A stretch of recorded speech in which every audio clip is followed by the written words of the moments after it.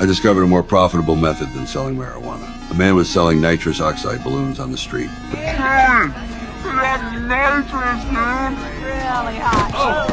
But he got too high on his own supply first. This showed me a huge business opportunity. Normally a nitrous balloon costs $5, but if you take it to a music festival, one balloon can sell for $10. One canister of nitrous oxide can fill 350 balloons. You could sell at least 10 canisters per day, and the music festival would run for 3 days. The revenue would exceed $1 million. But how could we get large quantities of nitrous oxide? Fortunately, I knew Mickey, a bar owner. Since nitrous oxide serves as a whipped cream propellant, restaurants can legally purchase it in bulk.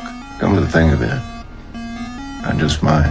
Soon, 10 large canisters of nitrous oxide were successfully obtained. Next came the sales operation. Bodie, the marijuana shop owner, brought along his fat security guard, and the driver served as additional sales staff. Thus, the Tulsa Team 1 startup crew was assembled. The music festival was packed with people. The driver transformed into an ace salesperson and quickly sold all 10 canisters of nitrous oxide. This $1 million came too easily. But the easier money is to earn, the greater the risk. Soon, 2 thugs approached, saying we couldn't set up shop there.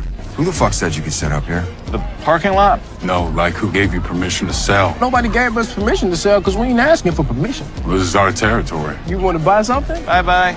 The driver and Bodie thought they were just people jealous of our earnings, didn't pay much attention. The next day, the driver turned in all the sales proceeds. Of course, I wouldn't shortchange him either. I instructed him to increase tonight's nitrous oxide inventory, planning to make a killing. Little did we know that someone was already secretly targeting us. Remember those 2 thugs from last night? They were members of Tulsa's local Black Gravel Gang. The Black Gravel Gang, also known as a motorcycle gang, was primarily involved in nitrous oxide trafficking. When the boss learned that these 2 cowards hadn't driven away the people stealing their business, he became furious. How had he ended up with such useless subordinates? This is a threat to our very existence. Both worthless guys were beaten so badly their own mothers wouldn't recognize them. That night, the driver and others were setting up their stall when he suddenly noticed a group of burly men approaching aggressively. Without saying a word, they beat all my people to the ground. Back at the bar, this is what they looked like. I didn't blame them for losing the money and merchandise because this would make the brothers respect me even more.